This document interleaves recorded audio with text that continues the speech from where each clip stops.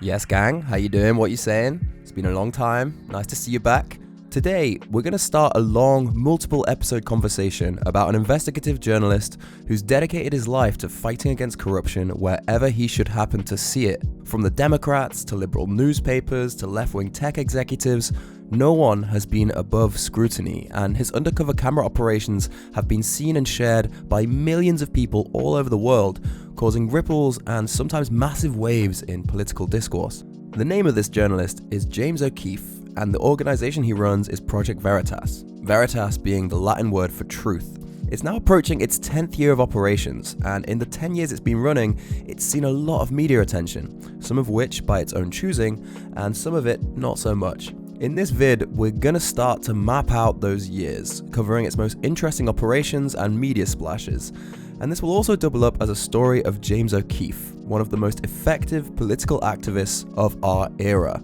I think his work is interesting in the sense of what it reveals to us about journalism. But more than that, James is a very special, unique person who will make for some fantastic YouTube content for my channel. So yeah, we're gonna run some tunes and talk about James O'Keefe.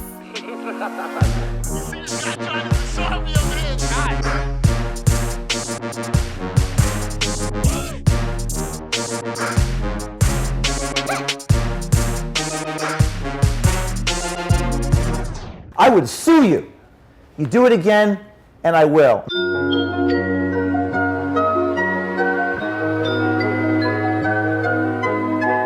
James O'Keefe grew up in Westwood, New Jersey. His dad was a materials engineer, his mum a physical therapist. They were conservative, but not crazily driven by politics. This is why it's so weird that they managed to produce James. As a teenager, James was rare in the fact that he was orthodoxly conservative from a super young age, deeply rooted in his political beliefs at a time when most kids are still playing Minecraft.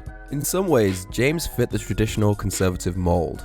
He thought that progressive ideas were pushing society in the wrong direction, he resented political correctness, and he was big into American patriotism. But unlike a lot of conservatives, he was pretty creative. He liked acting, and he starred in the musical Crazy for You in his senior year of high school. This is not James here, but some other high school doing that musical just so you can share in the joy. As unlikely as it would have seemed at the time, it was James's passion for acting and spectacle which would prove to be his most distinguishing assets once he got his career off the ground. By the time that James attended college at Rutgers University, he had feelings that things were stacked against young conservatives like him. Most people in James's situation would have probably kept their heads down, accepted the status quo, cracked on with their studies. But James O'Keefe is not most people. In 2004, as a junior philosophy major, James founded the Rutgers Centurion, a conservative magazine whose mission statement was to expose scandal, shine a spotlight on corruption, and publicize pictures of conservative babes doing ironing to prove to all the haters that good-looking conservatives can exist. When I first heard about this, I was like, oh, okay, what a fun little project for a college student. But then I read James's autobiography, Breakthrough, which I'll be quoting from extensively in this vid.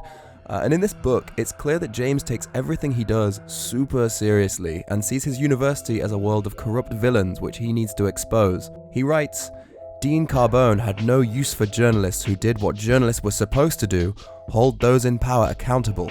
Before we came on the scene, the university was accountable to almost no one, certainly not to the editors of the official student newspaper, the Daily Targum.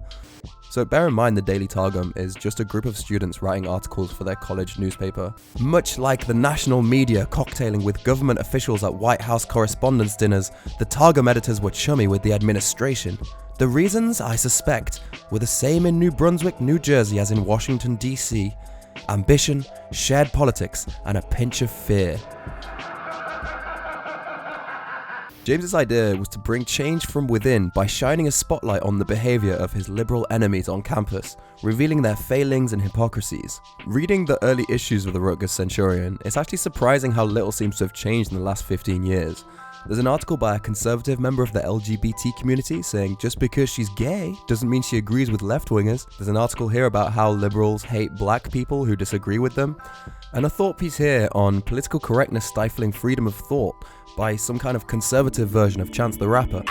From day one, James was a very provocative boy. In his book, he talks about this campaign where he and his friends went around planting American flags in all the classrooms, and if teachers refused, they would print stories about them in their paper saying, "Rutgers officials reject American flags in classrooms," thus providing the fuel to create headlines which perfectly served their own mission statement.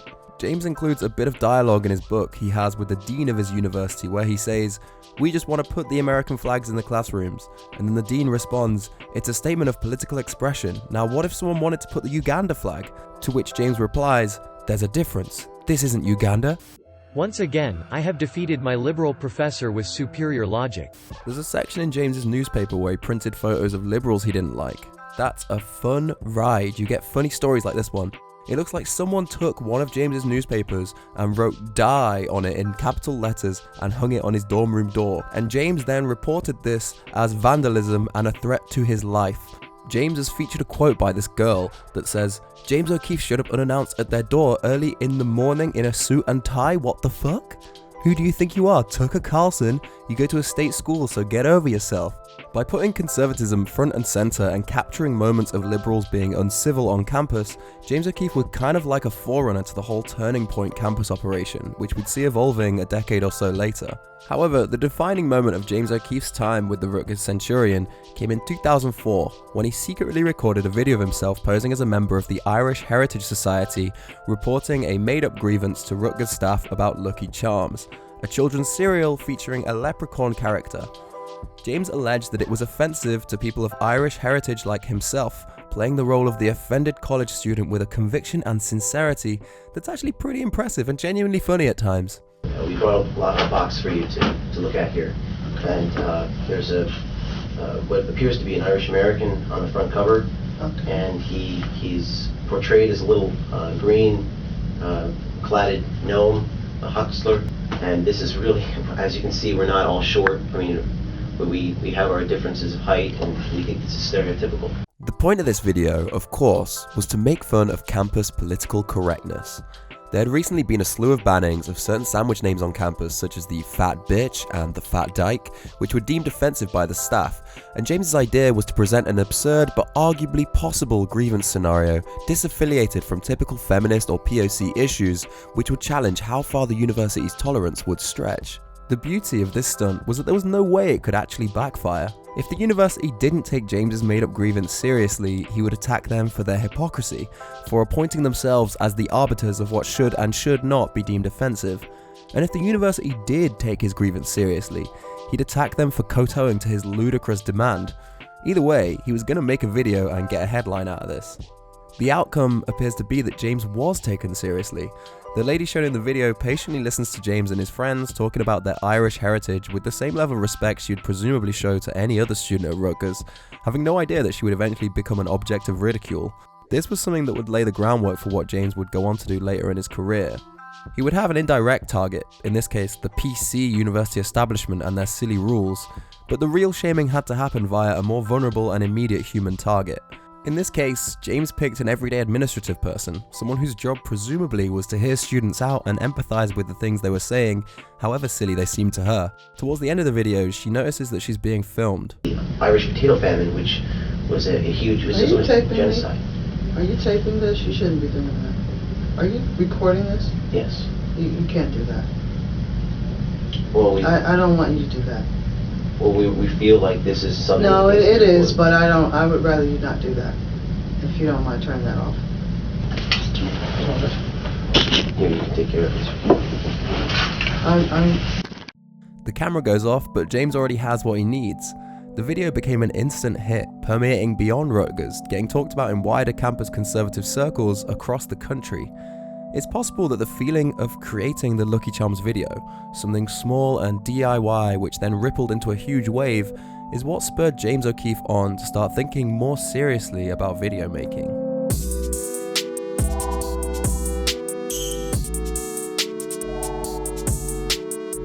After graduating from college, James O'Keefe went to work at a non-profit organization called the Leadership Institute. The Leadership Institute has, for a long time, trained the top tier of young conservative activists in America, and its alumni includes plenty of higher-ups in the Republican Party, people like Mitch McConnell and Vice President Mike Pence.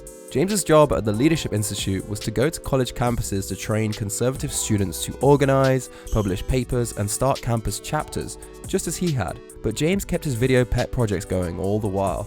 During this time, James met Lila Rose, now a very well-known pro-life activist who heads up the organization Live Action. Today, Americans commit about 1 million abortions per year. That's 2,700 preborn children killed every day, and more than a third of abortions are committed by Planned Parenthood. When we first got together, she was a diminutive but dynamic freshman at the University of California, Los Angeles. Poised, beautiful, outspoken, fearless, godly. It was Lila who opened my eyes to the casual criminality of the abortion industry. The fusion of my tactics and her wisdom would make us a dynamic duo. Between 2007 and 2008, James released video clips and recordings targeting Planned Parenthood, the biggest provider of contraception and reproductive healthcare services for women in America. As an organization, Planned Parenthood were, and still are, despised by American conservatives for two main reasons. Firstly, they provide abortion services, and secondly, they receive state funding for doing so. A video surfaced which James and Lila had filmed together. Lila was 18 at this time but pretended to be 15 and said that she'd been impregnated by her older 23-year-old boyfriend. James, of course, played the part of the older boyfriend in this video. Here he is looking very cool and handsome. In the video, Lila says she needs an abortion, and the immediate response the nurse gives her is that she will need to check whether that's okay.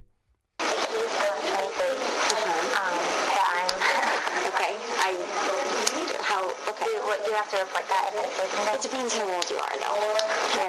Really? So, how old I have to be okay?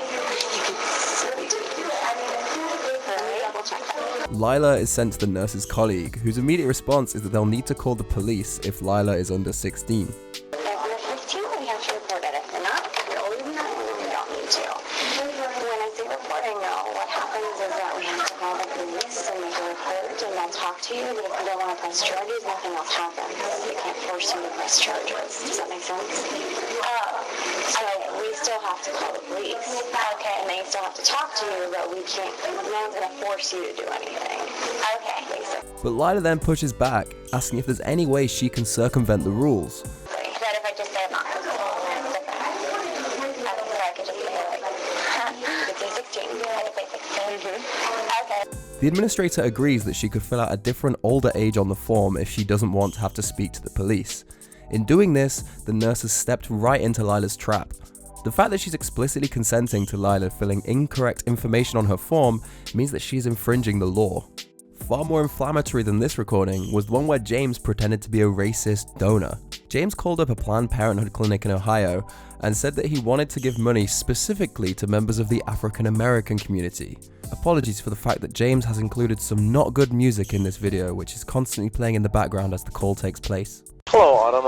I'm interested in making a donation today. Fantastic. I wanna specify that abortion to help a minority group. Would that be possible? Absolutely. Like the black community, for example? Certainly. Okay. As the call goes on, James starts saying more and more racist stuff. If you wanted to designate that you wanted your gift to be used to help an African American woman in need, then we would certainly make sure that that gift was earmarked specifically for that purpose. Great, because I really face trouble with affirmative action, and I don't want my kids being disadvantaged, against black kids. It builds to a climax where James says there are too many African American babies in the world, and the woman on the end of the phone laughs.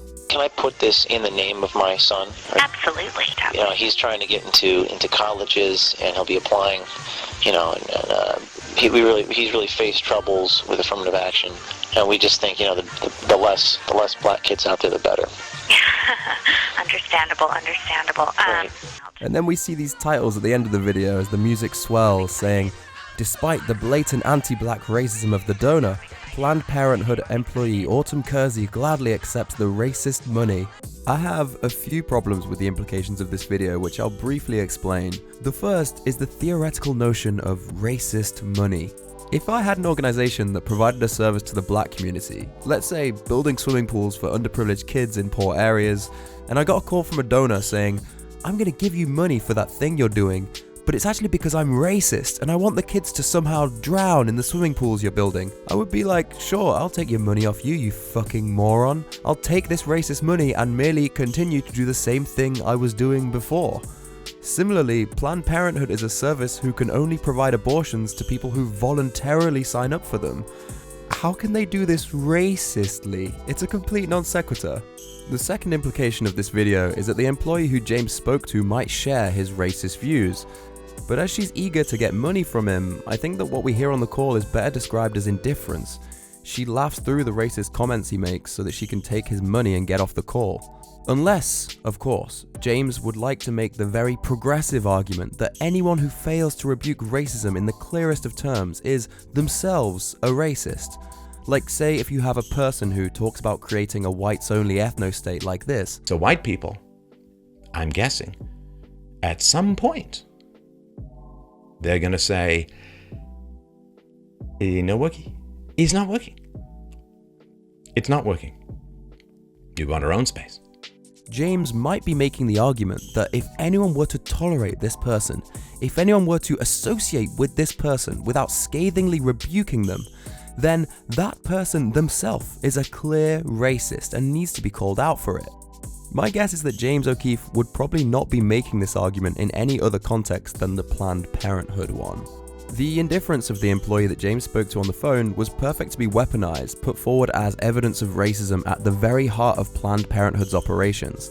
James O'Keefe might say that he didn't intend to make any claims, that the video is just what it is and people can interpret it in whatever way they want. But this doesn't sit well with the fact that in conversations after the incident, James O'Keefe would misrepresent the content of the video, saying that it was not him, but the Planned Parenthood employee herself who said she wanted less black babies in the world.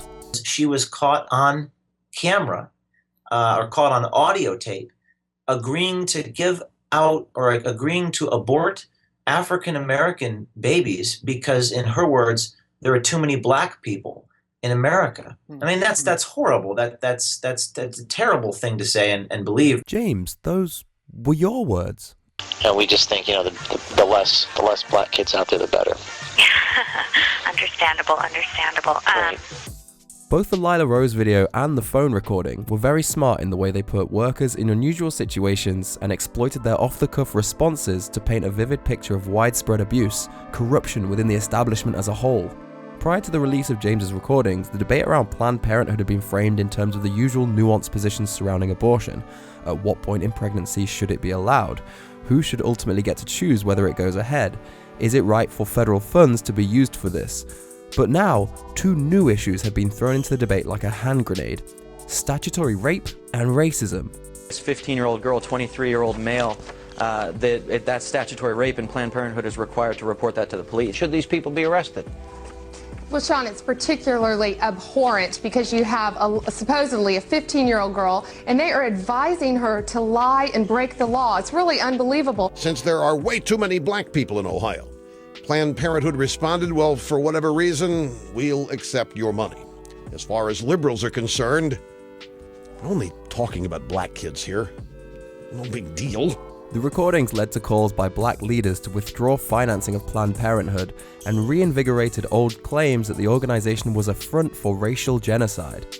We call on all candidates and heads of political parties to condemn Planned Parenthood's racist business practices and return every cent of any Planned Parenthood money contributed to their campaign. We're here to talk about race because Planned Parenthood has made abortion about race. 16 million black babies have been murdered inside the black woman's womb. Every day, before you go to bed tonight, over 1,500 black babies would have been murdered inside the black woman's womb. Reading James's book, he seems to genuinely believe this. He says that Planned Parenthood founder Margaret Sanger was a eugenicist. That's true. She believed in the thoroughly discredited movement to improve humankind through selective breeding, as did 30 states in America who made laws to legalize eugenic practices during Margaret Sanger's time in the 20s and 30s. Pointing out all this stuff is fair enough. It's just history after all. We learn and grow as a society. But then James makes this comparison.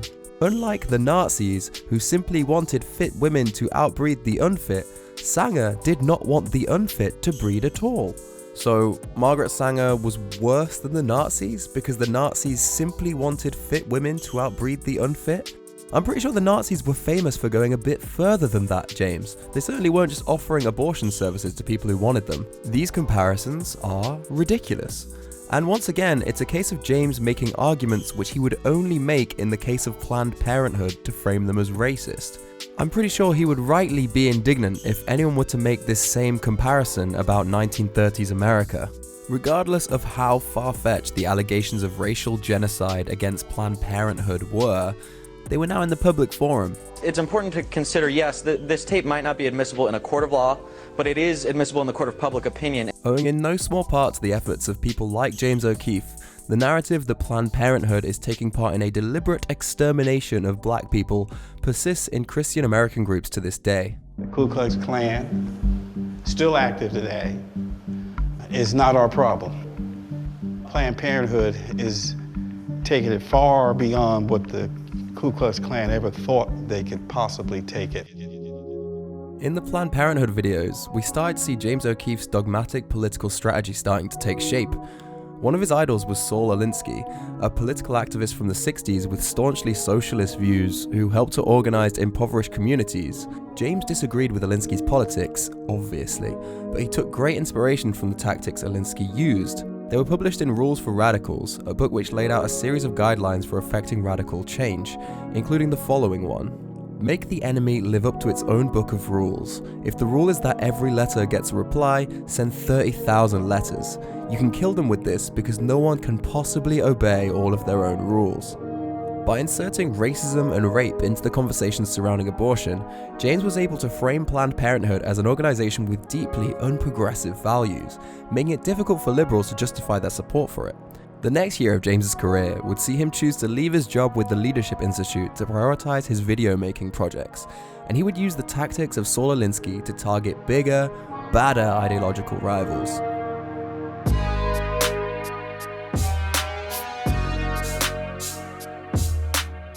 Think back to 2009. As someone who has deeply progressive values, for me, this year immediately evokes very fond memories of one man changing the world. By dropping the unforgettable Butter LP on Warp, I'm of course talking about Hudson Mohawk. Thank you for making the world a better place. But for Americans who were watching Fox News back in 2009, the year might well be remembered as the first time that this breaking news bombshell burst onto their screens. In the meantime, this stunning Fox News alert back now to the ACORN workers caught on undercover videotape telling a supposed prostitute how to hide her occupation on her taxes, classify underage girls who could be working as prostitutes as her dependents, and apparently willing to help arrange an ACORN housing loan for a house that could be used as a brothel. In September 2009, James O'Keefe made a massive splash in conservative media when he published a series of videos exposing the community organizing group ACORN with his friend Hannah Giles. Hannah was a young conservative who James had met through his activism. She'd contacted him on Facebook to congratulate him for his Planned Parenthood activities. ACORN was an organization which provided a range of services in low-income areas such as loan counseling, fundraising for people who'd been evicted or dispossessed of their housing, and voter registration in areas where it was difficult for people to get to polling booths. The nature of ACORN's work meant that they often interacted with needy individuals who walked through the door needing help with things like filling out paperwork and getting advice on money issues.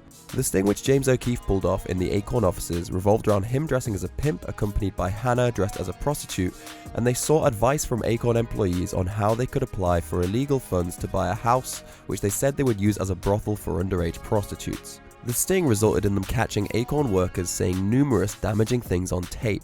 For example, that they should train their underage prostitutes to keep their mouth shut. Train them to keep their mouth shut. In one of the offices, ACORN workers said that they could lie on their tax forms and hide the nature of their brothel from the government. Let me make sure there's a code for it, okay? A code for prostitution? Performance arts, let's see. Independent artists. You can be that. They caught ACORN workers saying that James should pretend he didn't know about the prostitution going on in his house. I'm using the money that she's getting, you know what I mean? Okay, but you don't know where it's coming from. I personally know where it's coming from. Right, but when the police ask you, you don't know where it's coming from. And one of the ACORN workers said she had experience in how not to get caught. I have some experience in how not to get caught. It was when James dropped these videos that he became a true Tea Party hero. Rarely does a piece of investigative reporting get such a big and quick response, and rarely is the undercover reporter such a fascinating character. It's amazing, a generation coming up standing for the truth and doing great investigative journalism.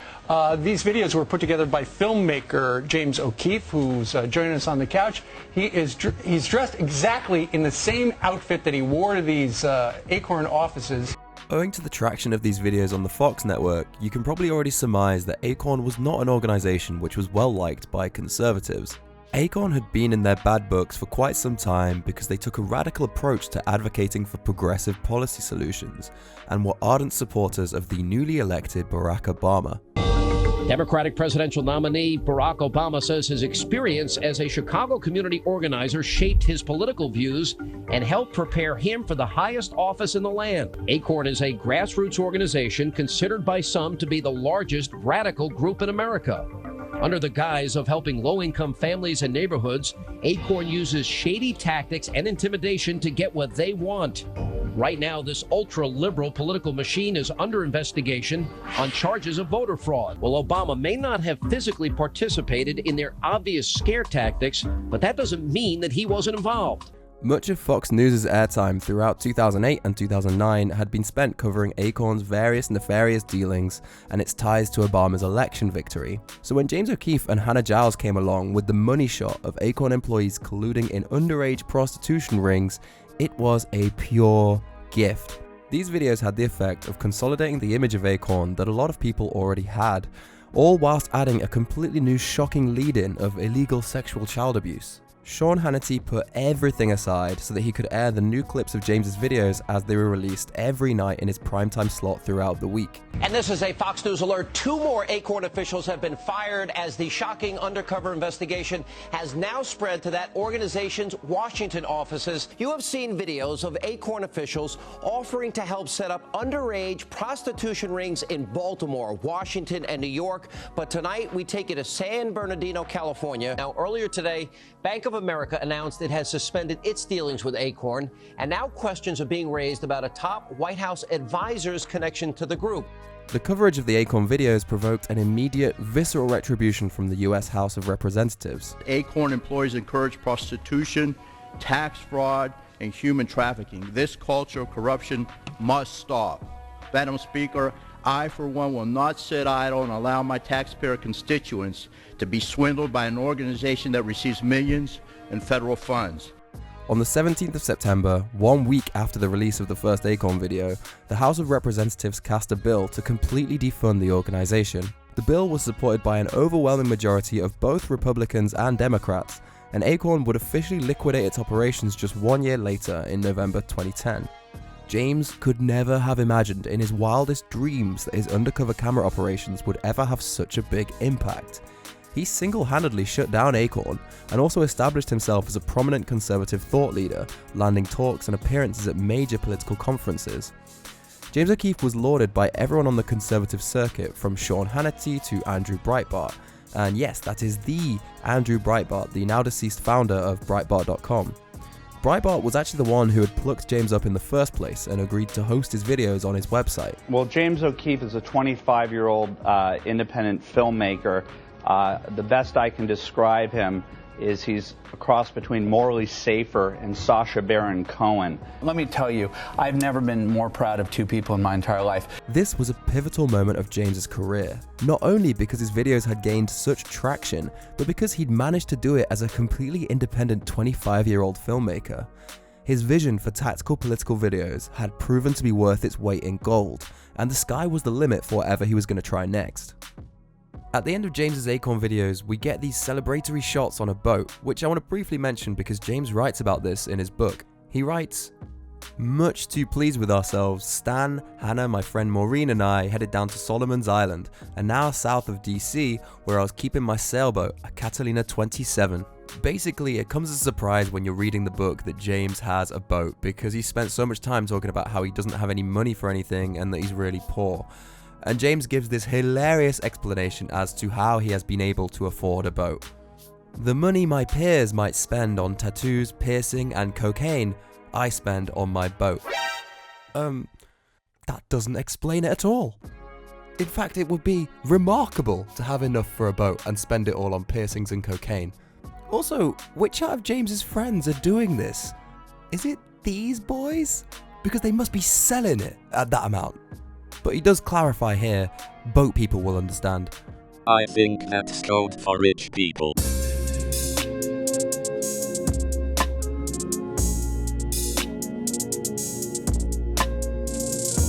Following the release of the ACORN videos, the reaction from the liberal media was exactly as you might expect.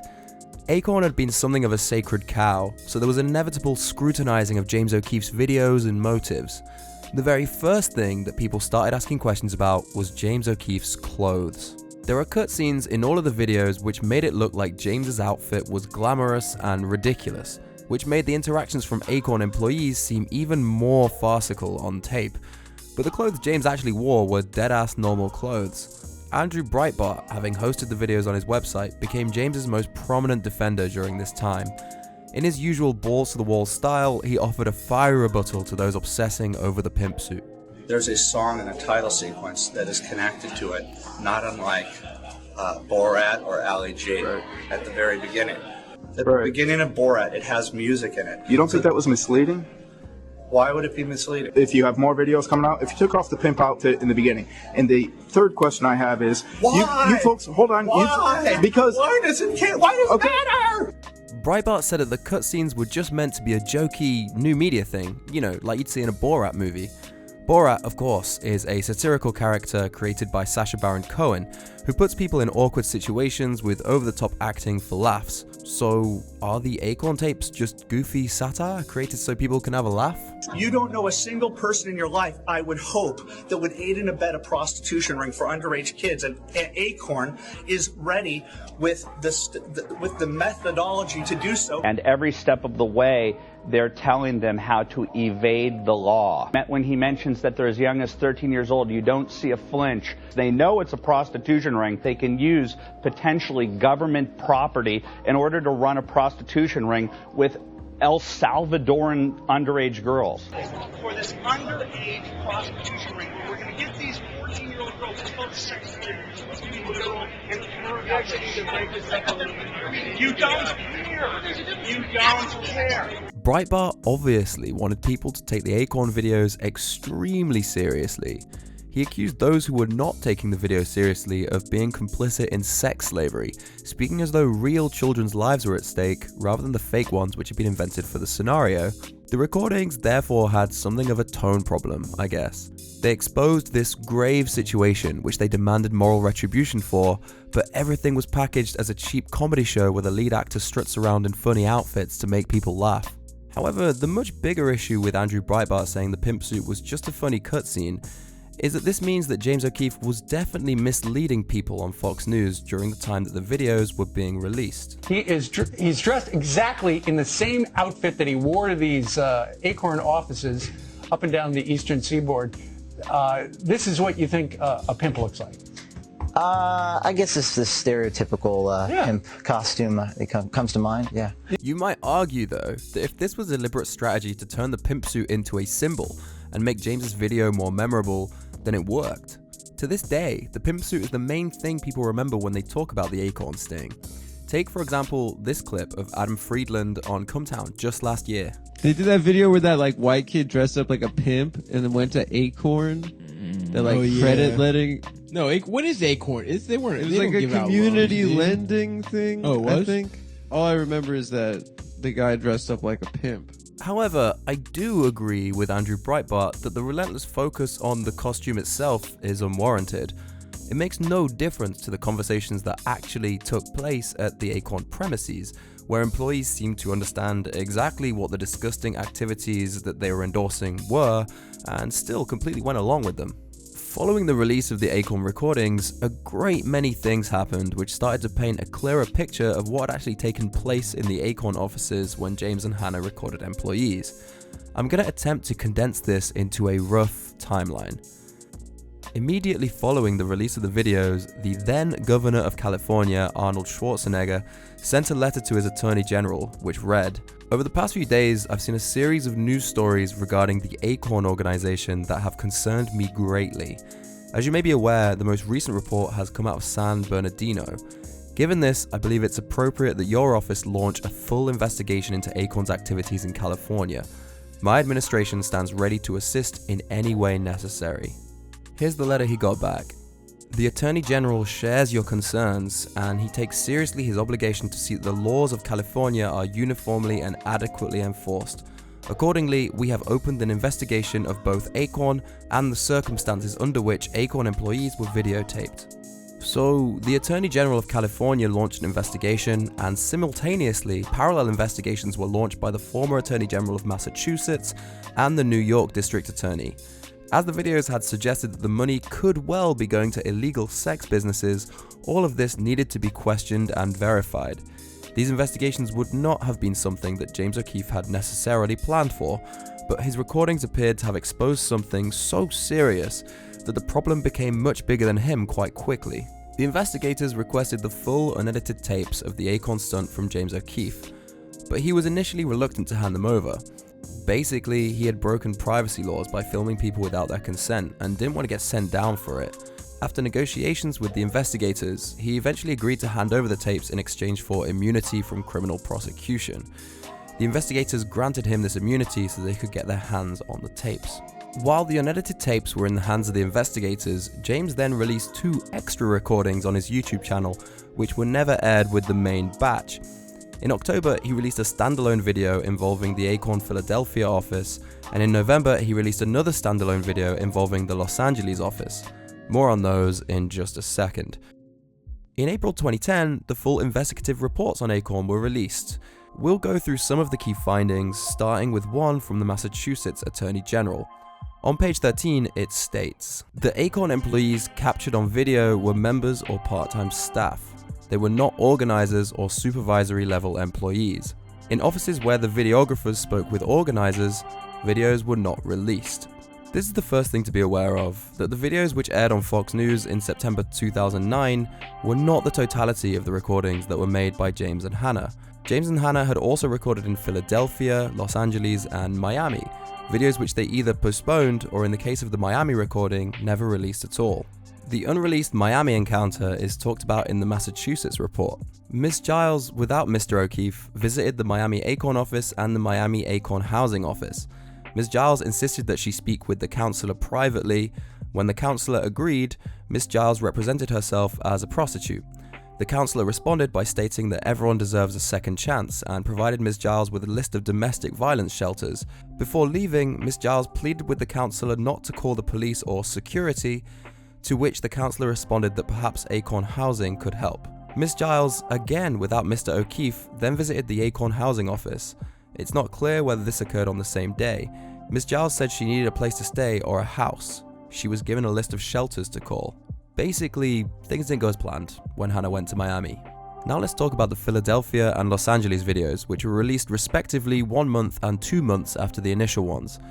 The Philadelphia recording has a very different tone to the other ones. Instead of the usual fun intros and candid footage, it's a video of James O'Keefe sternly responding to accusations which have been made about him in the mainstream media. The Philadelphia Daily News reported that we were shown the door, the local president Carol Hemingway stating we were asked to leave the office after causing a major disturbance. The Washington Post reported similar findings that didn't just last a few minutes, not 10 minutes, or 15 minutes, or even 20 minutes, but 32 minutes long. My camera ran out of batteries at the 26-minute mark, but the audio kept recording.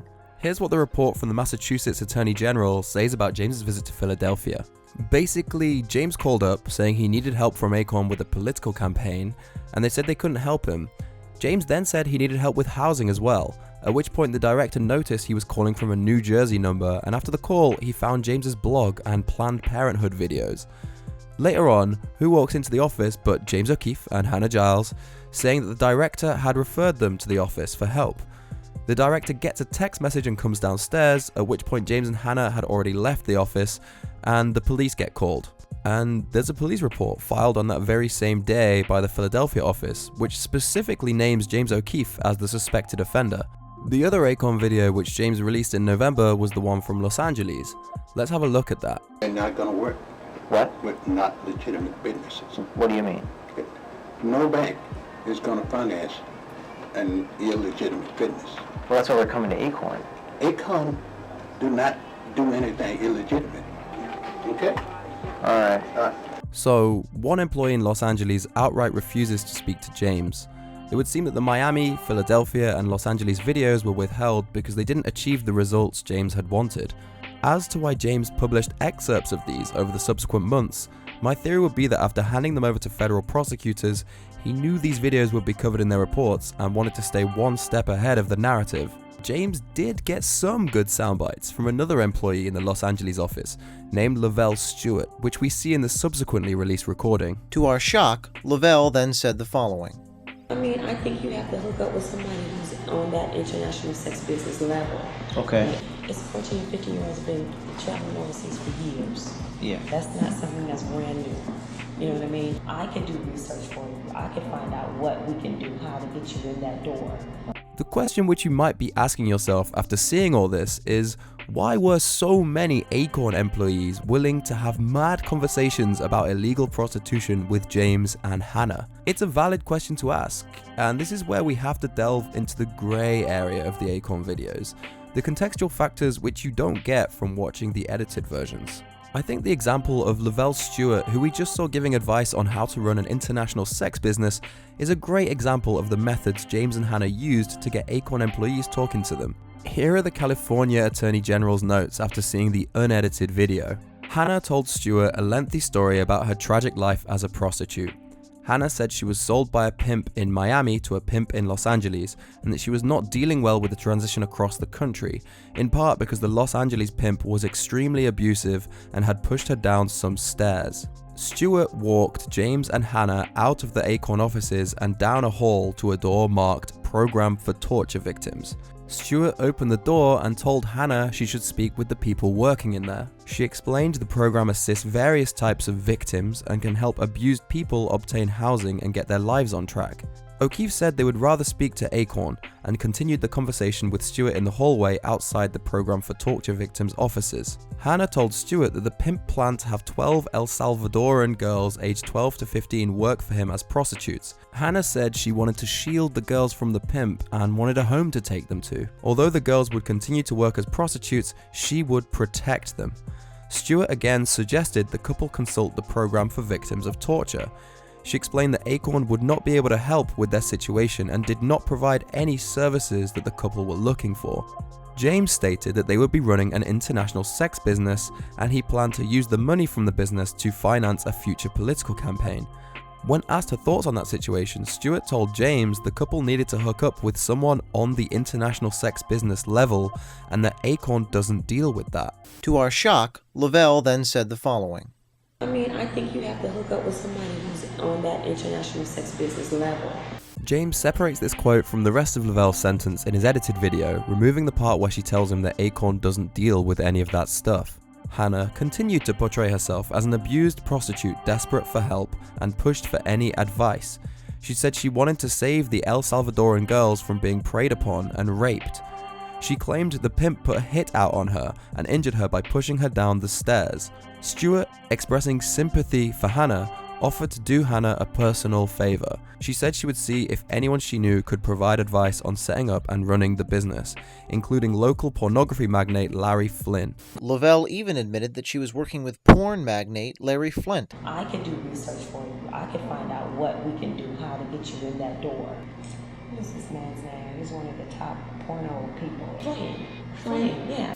This makes it into James's edited video without the context that it comes as a personal favor offered to Hannah based on her desperate pleas for any help that Lavelle can offer.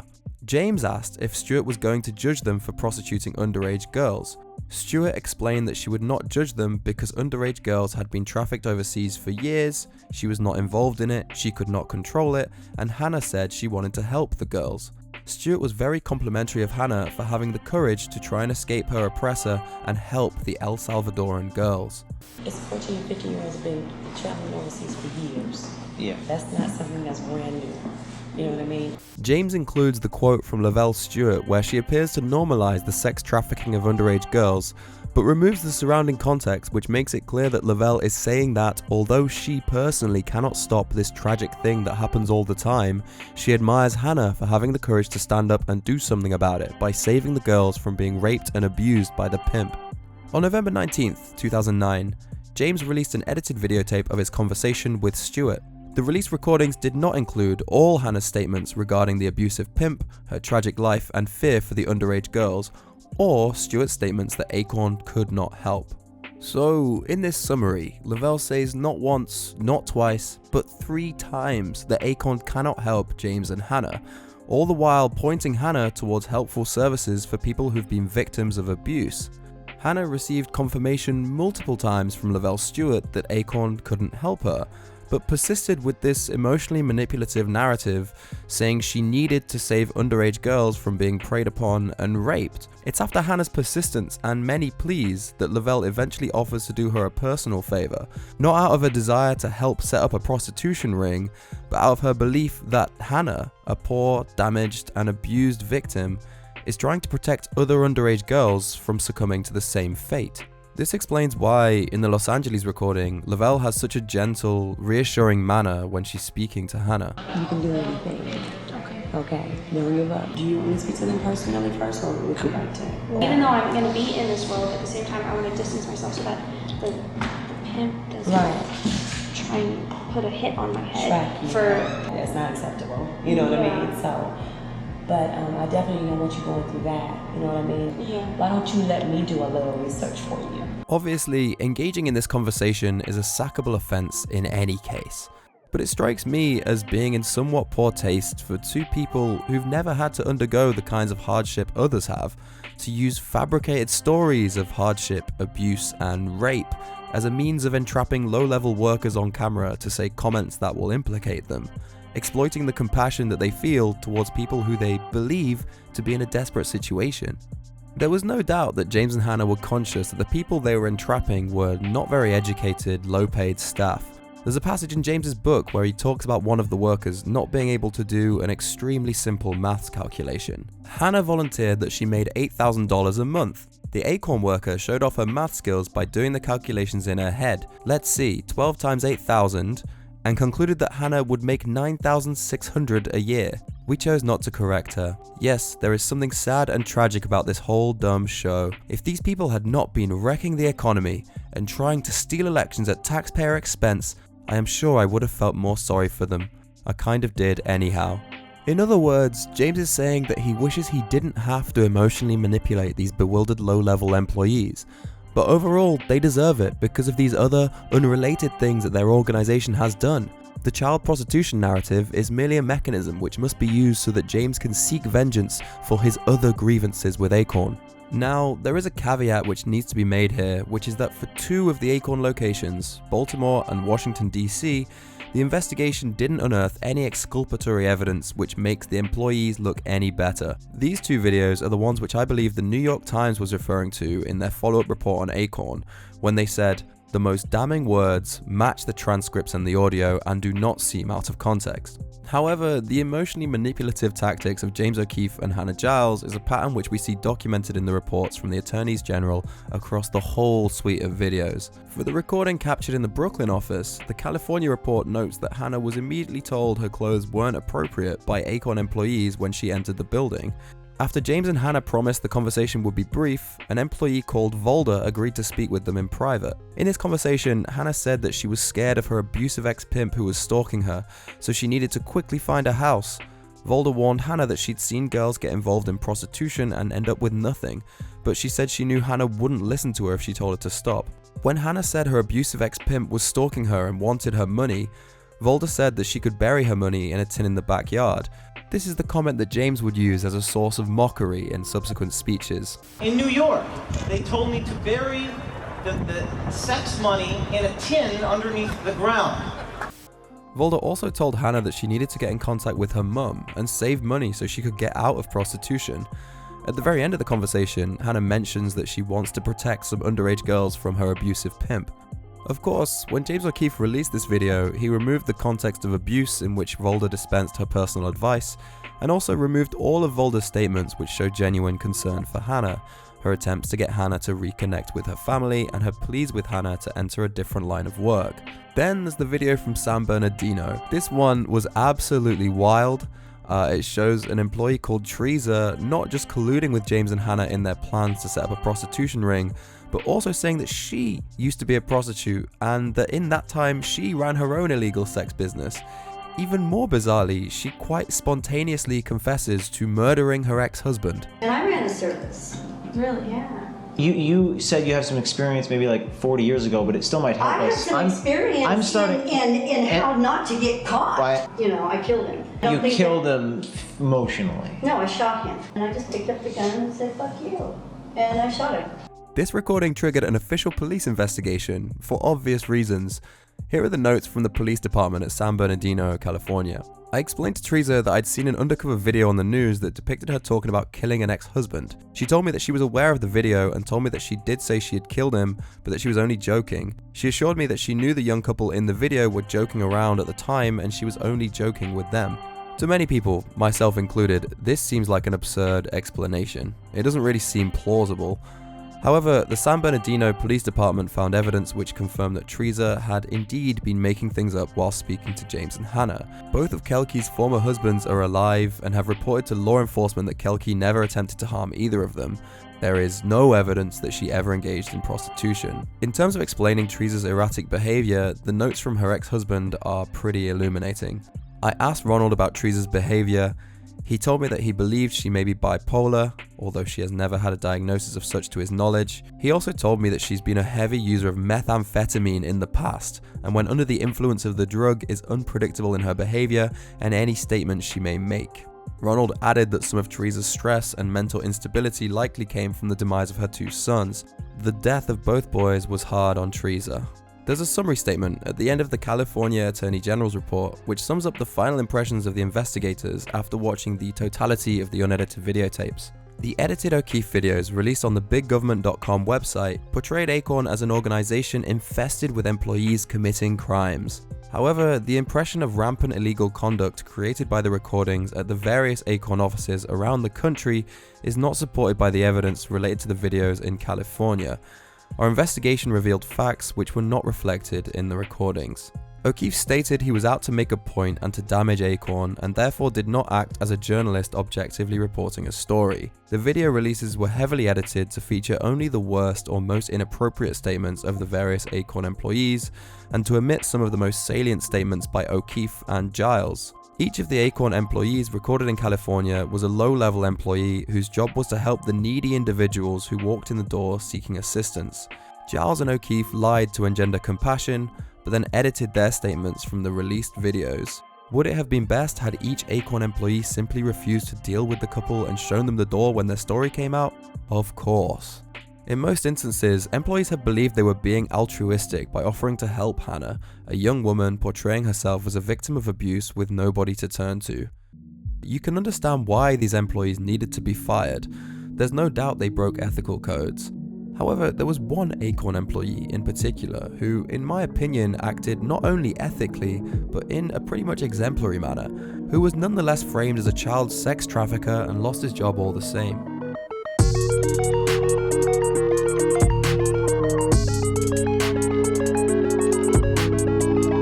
Juan Carlos Vera was videotaped in San Diego on August the 18th, 2009. In the recordings, Juan Carlos is portrayed as a spineless Mexican lawyer who's happy to offer his expertise and contacts to help James traffic underage girls across the border. Question: would ACORN employee Juan Carlos consult his contacts in Mexico to find a way to help us smuggle the underage girls into the United States from Tijuana? What do you need? The location they're gonna take the girls. It's better in Tijuana. Tijuana? Yeah. Why? Because I have a lot of contacts in Tijuana.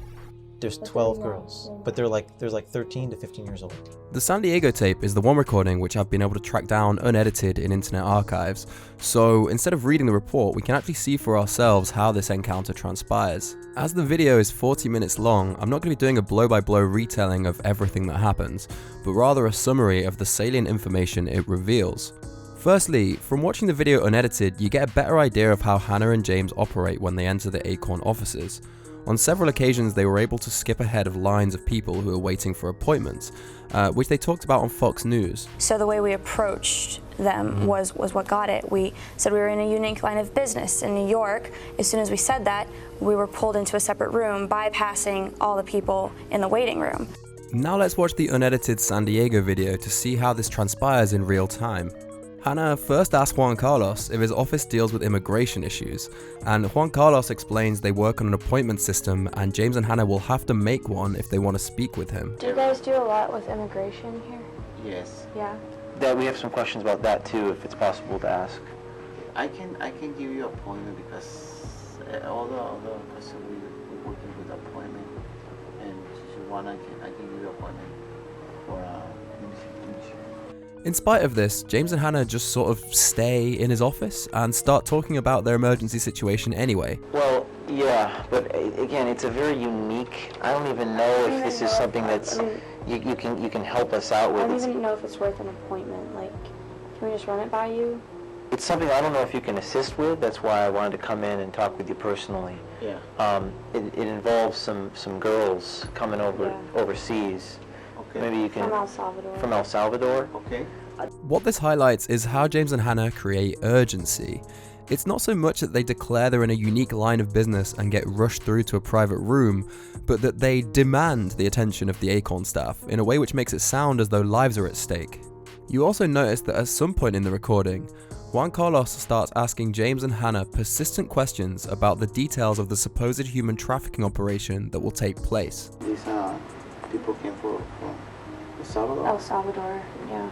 So the area, the area is, you say it's downtown. So this San Diego area. The telephone number is 201. What area is that? It's from back east. I'm actually originally from New Jersey. Do you have email? You have email? I have an email, yeah. Write me. So your name is? My name is James.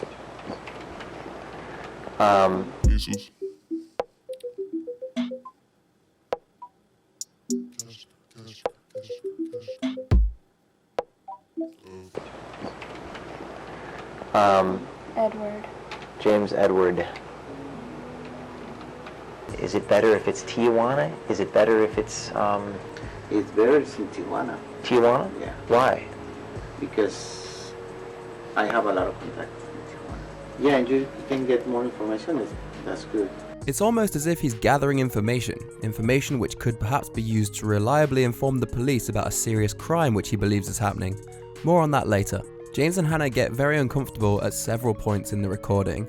When Juan Carlos is playing with his phone at the start of the tape, they panic, worrying that he might be recording them. And ironically, given that James plans to record him and share the videotape with the whole world, he makes Juan Carlos promise to keep their conversation confidential. Wait, before you begin, can you? This is confidential, right? Yeah. Thank you. It's like it's not being recorded or anything. No. Okay. This is my cell phone number. Additionally, after Juan Carlos asks James and Hannah questions about their details, Hannah gets twitchy, saying that she doesn't feel comfortable about all the information she's had to give him. I know, but how do we know, like, honestly, like, I don't feel very comfortable right now. Like, I just, like, gave you a lot of info, and I don't know if we can trust you, like. They said that ACORN was they're different than the I know, banks. but I'm still scared. I don't know. These people are not gonna. No, we have a confidential. You're not gonna tell your boss that. No. So why are you scared? Well, because it's like a lot, like it's my future, and I don't know, like, and you guys are like an organization, and I just don't want to get in trouble. Like how, I don't know. Yeah. And like she's pretty freaked out right now. Yeah. So can you not tell anyone? The same compassion which James and Hannah engender to get their sound bites is also used as a preemptive measure to coerce ACORN workers into not calling the police. The California AG report gives a summary of the events that transpired in the aftermath of this recording of Juan Carlos, and here's how the summary goes. August 18th. San Diego ACORN taping is conducted by O'Keefe and Giles. Juan Carlos Vera is the ACORN employee shown in the video. On the very same day, Juan Carlos calls his cousin, Detective Alejandro Hernandez, at the National City Police Department and leaves a voicemail message stating there were some crazy people in the office that gave him a mountain of information and asks for a return phone call. Also on the very same day, Juan Carlos tells Cruz Acosta, who is his colleague, about what has happened. In the time span between that day and the next day, Juan Carlos tells Ma Murillan, who's an ACORN board member, about the incident. He informs her that he's reported the incident to his cousin at the National City Police Department. August 28th. Detective Hernandez speaks with his partner, Detective Steve Villarreasa, about his conversation with Juan Carlos, and the two contact Detective Mark Haas at San Diego Police Department. Detective Haas indicates he does work regarding human trafficking and will need more information in order to work the case. Detective Hernandez calls Juan Carlos and leaves a message stating that he has information that may be able to help him. As per his cousin's instructions that he should obtain more detailed information, Juan Carlos then sends James and Hannah an email at cutiesmalls69@gmail.com, lol, good one Hannah, and asks them to call him back. James calls Juan Carlos back and says the girls will be crossing in Tijuana. Juan Carlos then calls Detective Hernandez to give him the new information. Not long after this, on September the 10th, James starts airing his ACORN recordings on Fox News, and Juan Carlos realizes to his exasperation and embarrassment that this human trafficking crime, which he's had 3 separate police detectives working on, has been completely fabricated as a ploy to make him look stupid on camera. On September the 11th, Juan Carlos calls Detective Hernandez and indicates the whole thing was a setup and tells him to disregard it. On September the 16th, Hernandez returns Juan Carlos's call, and Juan Carlos is nervous and tells Hernandez he thinks he may have been recorded. On September the 17th, an article is published on Breitbart.com with Juan Carlos shown clearly in the video thumbnail, along with the text above which talks about how he can help you smuggle underage prostitutes across the border. On September the 17th, Juan Carlos is fired from ACORN.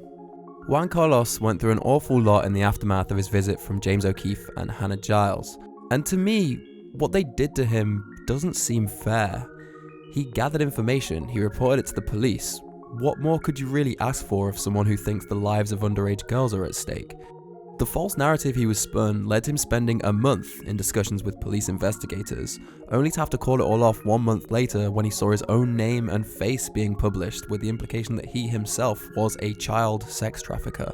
In a news conference recorded in the immediate aftermath of the ACORN tape being released, Juan Carlos was beside himself. The ACORN employee seen here is Juan Carlos Vera, who says the video completely takes that meeting out of context. He blamed for my sentiments. Because I never in my life do something wrong. It really made me sad to see this, which is why I'm glad the next thing Juan Carlos did was to get a lawyer.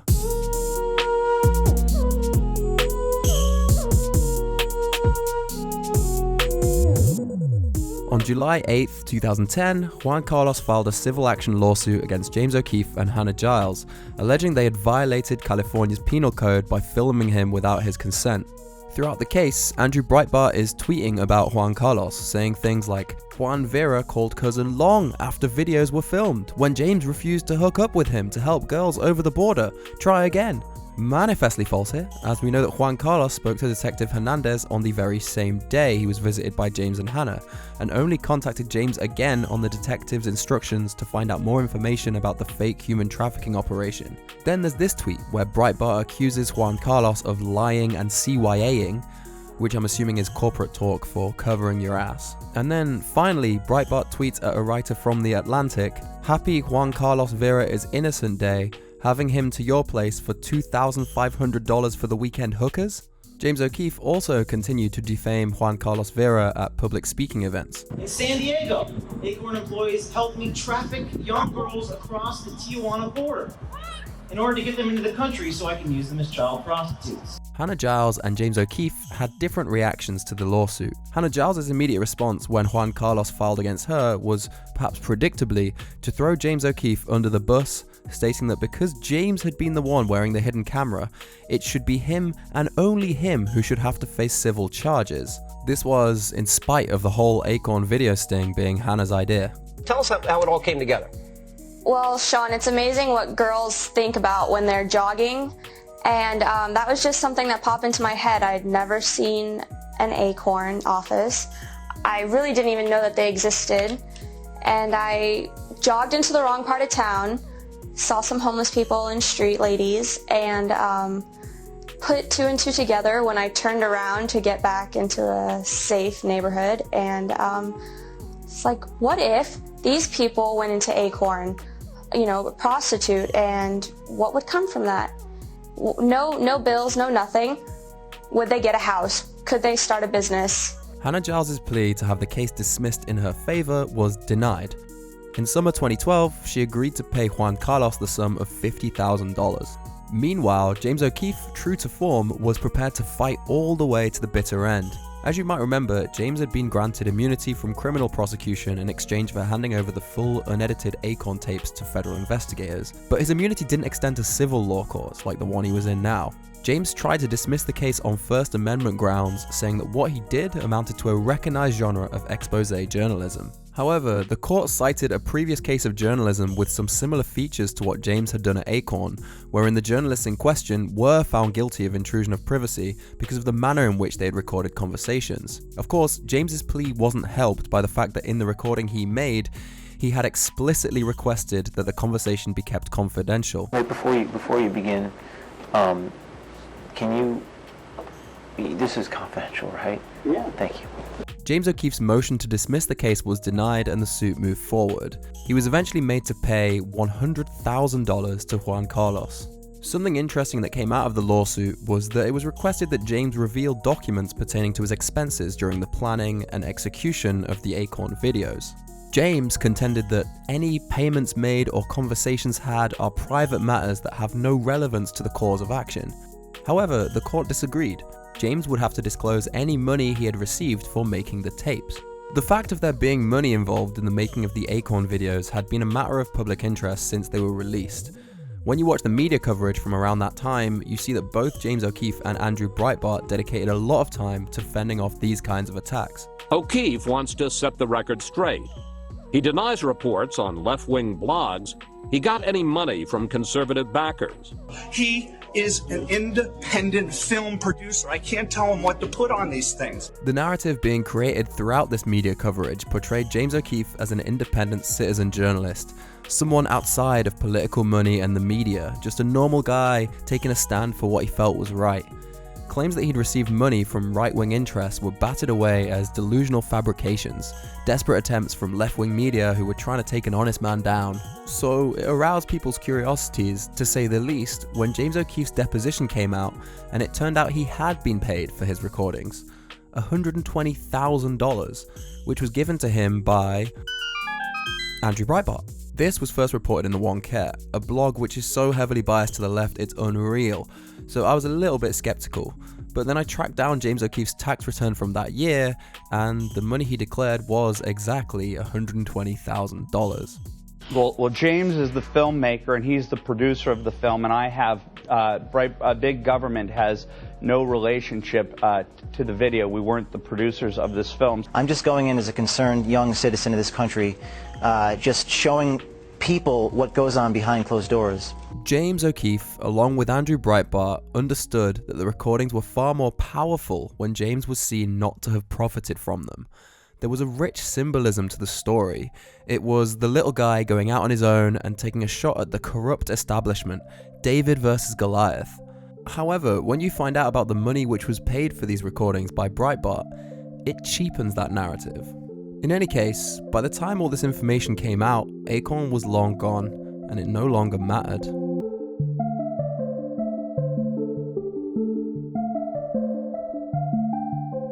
Looking at the totality of James's output in the early years of his career, we see him developing this ability to manufacture perfect scenarios for explosive media coverage. From his time at Rutgers, to his Lucky Charms prank, to the Planned Parenthood phone calls, to the ACORN sting, his aim was always to generate headlines rather than waiting for the headlines to come to him.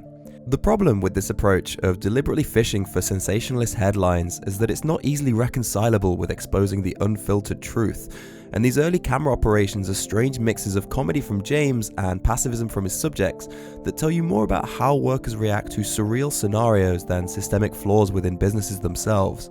The actual systemic flaws that ACORN had are well known because they're documented in the accountability report. They had numerous auditing failures attributed to their teams being desperately understaffed and not being able to deal with the enormous workload. The Massachusetts report reads, "The serious management challenges detailed in our report are the fault of ACORN's founder and a cadre of leaders who, in their drive for growth, failed to commit the organization to the basic, appropriate standards of governance and accountability. As a result, ACORN not only fell short of living its principles, but also left itself vulnerable to public embarrassment." This hidden camera controversy is an apt example. While some of the advice and counsel given by ACORN employees and volunteers was clearly inappropriate and unprofessional, we did not find a pattern of intentional illegal conduct by ACORN staff. In fact, there is no evidence that action, illegal or otherwise, was taken by any ACORN employee on behalf of the videographers. Instead, the videos represent the byproduct of ACORN's long-standing management weaknesses, including a lack of training, a lack of procedures, and a lack of on-site supervision. So, those were the problems within ACORN. But you know what was an issue that ACORN had never had? Child sex trafficking.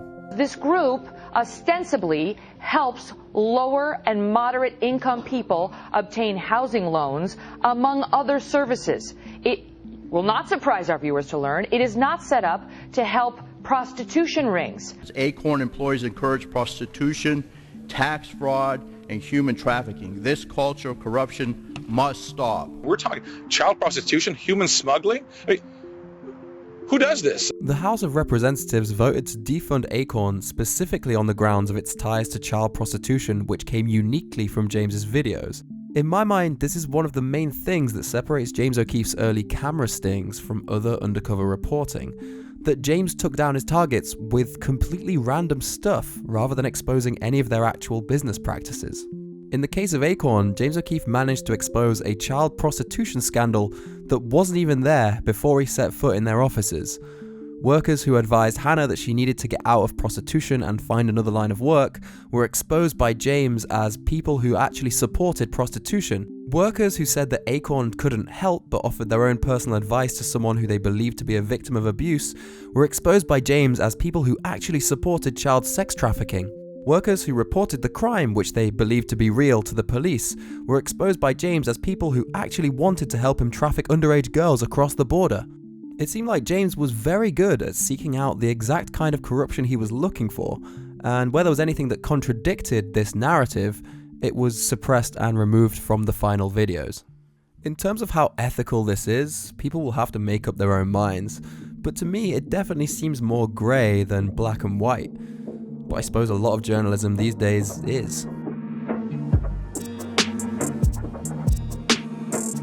We have this term which is used a lot in political circles, grifter. It's a term which we use to describe people who engage in political activism for financial gain, and I can imagine people ascribing this term to James O'Keefe, but I don't think the label works in this case, because it implies that he's driven by career ambition or money, which I don't think is true. He started receiving money after the ACORN stings, but he was constantly poking at what he perceived to be the corruption of the liberal establishment from his very first day at Rutgers University. Being a grifter is like being Andy in season 3 of The Office, where you suck up to the boss and hit all the right talking points because you think it's going to enhance your career. But I'm convinced that James O'Keefe is definitely more of a Dwight Schrute. James O'Keefe does what he does because he loves conservatism, unconditionally, in the same way that Dwight loves Michael Scott and his career in paper. It's a love and devotion that makes James willing to do whatever it takes to be useful to his ideological cause, which does not always result in good journalism, but does reveal a lot to us about what can be done with an understanding of sensationalist media stories and the willpower to manufacture the perfect conditions to produce them. With or without money, I can still see James running camera operations for the rest of his life to advance the conservative cause. He's just that kind of guy, and this is something which I find truly fascinating about him.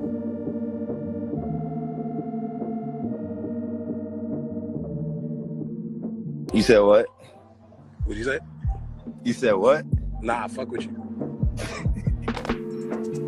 Yes. If you're still here, thanks a lot for sticking around to the end of my vid. I want to give a big thank you to all of my Patreon donors, the people who make this possible. From now on, I'm going to be beaming their names up at the end of my vids like this. You could be one of them. It's been a very long time since I released anything, and the reason is because, alongside living my life and doing my normal 9-to-5 stuff, I've been preparing this very long series. I didn't want to release one episode and then have to spend 3 months working on the next, so I wrote all the scripts in one go. I'll be dropping vids on my channel throughout the next few months, many more adventures with our boy James O'Keefe in store, and I'm excited to share them with you. Couldn't find any good acapellas for this tune on the way out, so I'm just going to leave it as it is. Thanks again everyone, I appreciate you a lot.